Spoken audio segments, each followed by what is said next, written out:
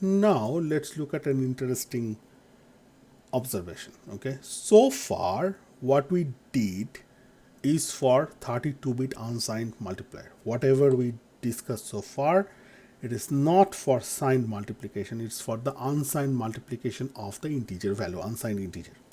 Now we want to construct a signed multiplication.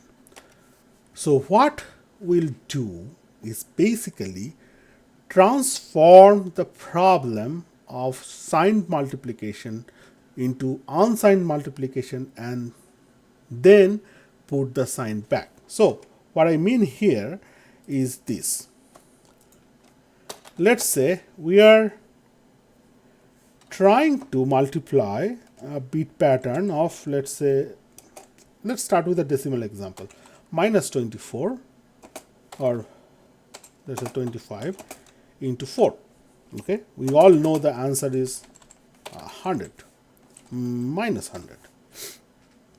So what we do in this case, this is a signed multiplication problem. Signed multiplication. Now we convert it into the unsigned multiplication problem. Unsigned multiplication.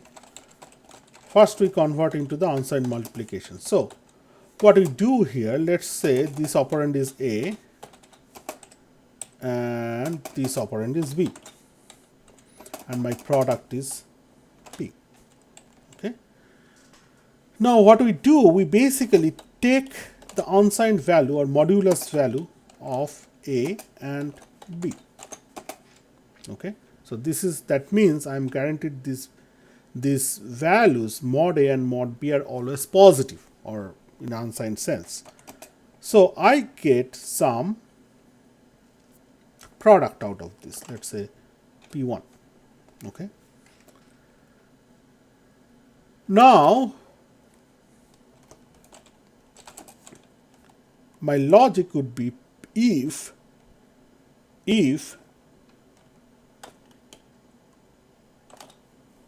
A is negative and B is negative, right, then P equals P1, isn't it?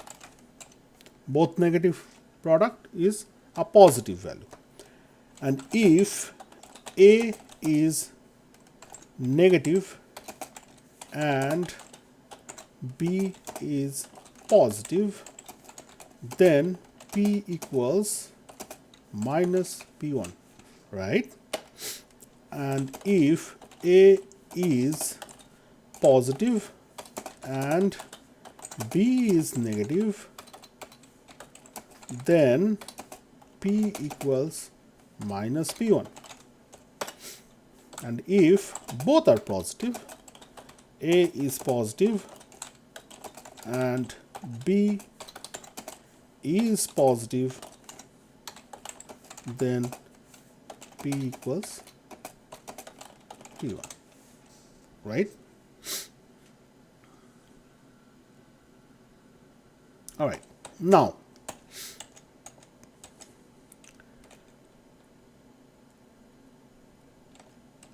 how we can do this?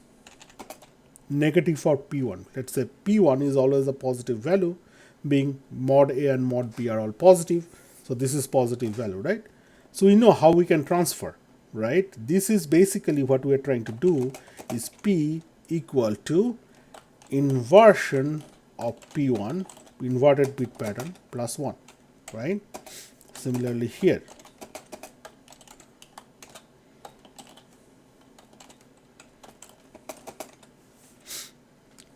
Otherwise, it is the same bit pattern as P1. So this is more like a 2's complement. So let me just take it in this way.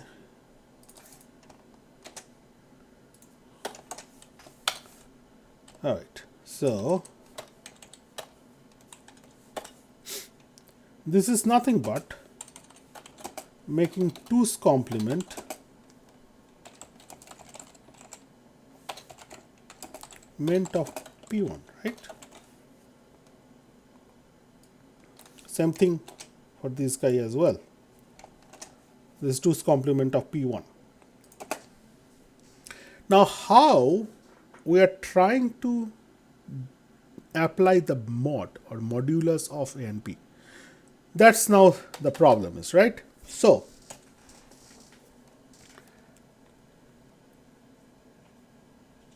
isn't it similarly to this? If A is negative, then A1 equals minus A. Else A1 equals A. If B is negative, then let's say B1 equals minus B, else B1 equals B. And then we do P1 equals A1 multiplied by B1. And then, depending on the sign of the A and B, we decide what to do with the P1, whether we want to do this 2's complement or not. Now you see here also this minus A or minus B, that means practically we are trying to do here is, let me just put it in the next line so that I can make a comment here. So this is practically A1 equals inversion of A plus 1. Bitwise. It is why we can do that, because what our underlying assumption is both A and B are represented in 2's complement form, like 32-bit complements form in this way. So how we are trying to test if A is negative or not? Basically what we can do, we can look at the 31st bit. If this is equals to 1, then it's a negative, right? By 2's complement form. So by 2's complement definition, we look at the MSB of this A and B and determine if they are negative or not. If it is negative, then we compute somewhat its 2's complement of the A and assign to A1 and perform the product as an unsigned product. So this is my unsigned product step. Unsigned product step. So here we know what the circuit would look like, digital circuit. We just constructed that. And then this is more like a sign assignment. All right. Now here, let's look at for the sign assignment a little more in the logical way. So what logic it is? So if A is negative means A31 equals 1.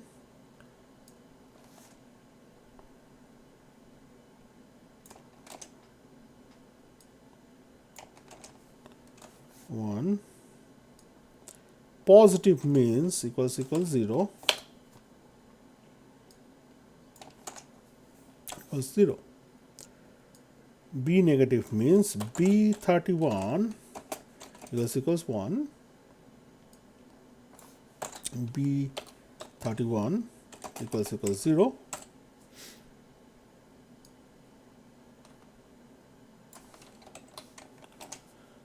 B is negative is B31 equals 1, and this guy is B31 equals 0.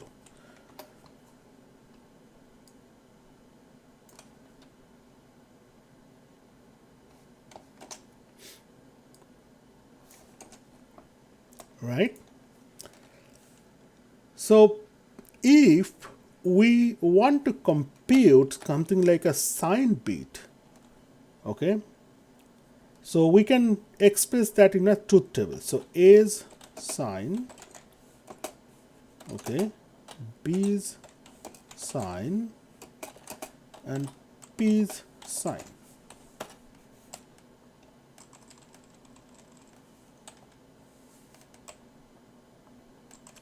So you all know from the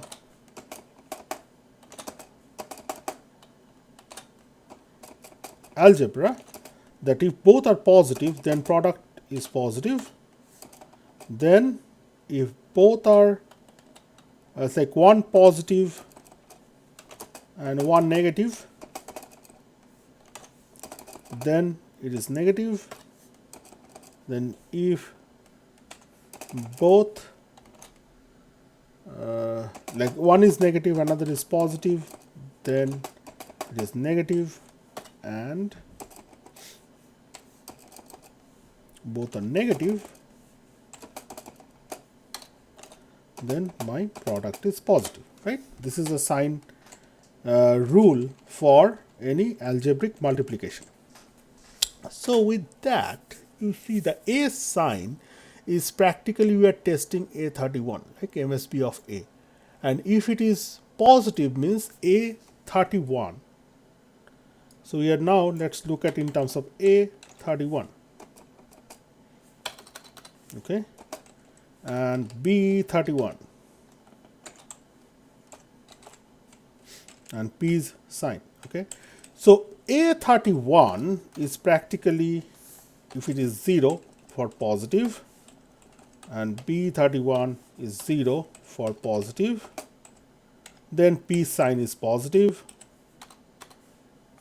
0, and this is 1, that's when the P is negative, then 0 is 1, 0, P sign is negative, and 1, 1 positive, right? And you see, if we assume positive is 0 and negative is 1,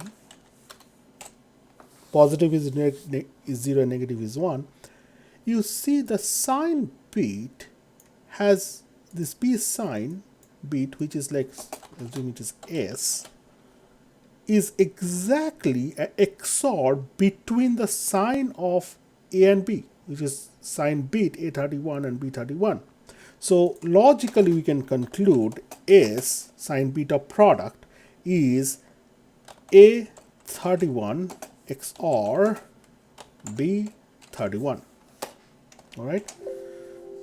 So that's all you need to understand from the sign multiplication thought process, what we are going to do here. So what we are going to do, we are going to test if the value is positive or negative. Depending on that, we are computing some intermediate bit pattern to convert the problem into an unsigned product, deploy our unsigned product circuit, and then look at the sign bit of both the multiplicand and multiplier and determine the product sign bit, and convert and pick up either complemented form of the intermediate product or uncomplemented form, complemented form of the product, intermediate product from the unsigned multiplier, and or the is true form or uncomplemented form of that unsigned multiplier's result.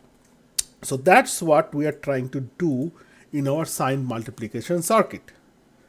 So we take the multiplicand, we always make an 2's complement of the multiplicand, which is very simple circuit. We deploy an adder with 32-bit 1, we add with the inverted value of the multiplicand bit pattern. So we deploy a 32-bit inverter, deploy an adder of 32-bit, we get a 2's complement of multiplicand.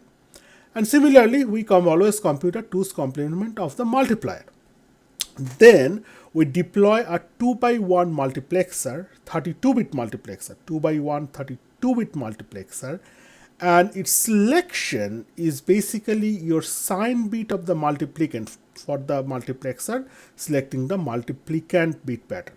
Okay, so multiplicand 31 being added or connected as a selection of this multiplexer, and it selects between a 2's complement of the multiplicand or the multiplicand bit pattern itself. So that means if multiplicand 31 is 0, which means a positive bit pattern for the multiplicand or bit pattern of the multiplicand representing a positive value, we keep it. And if the multiplicand 31 MSB is 1, then we select the 2's complement of the multiplicand, means we are basically doing a negative value to the positive value conversion, okay, corresponding positive value bit pattern, and we are feeding it into the unsigned multiplier, 32-bit unsigned multiplier. Similar thing story happens with the multiplier side, and we pick up, ultimately feed the 32-bit unsigned multiplier as a positive value of the multiplier bit patterns. Okay, now at the output side of the unsigned multiplier, which is 64-bit, we actually deploy a 64-bit 2's complement circuit, where we unfortunately need to deploy a 64-bit adder. We don't have a choice there, and we run this output of the unsigned multiplier to make a 2's complement form. So we know the unsigned multiplier is always give an unsigned result. So unsigned result to signed, like a negative, the positive result from the 32-bit unsigned multiplier is converted into a negative value, and we pick up the product, either negative value or the positive value, depending on the signed bit calculation, which is simply a OR, as we discussed a little bit earlier. It is simply an XOR between the MSB of the multiplicand and MSB of the multiplier. This XOR result is treated as my selection bit. So if the XOR is 0, that means my product has to be positive, so we pick up the positive result. If that XOR output is 1, that means the product has to be negative, so we pick up the negative form of the product, the result.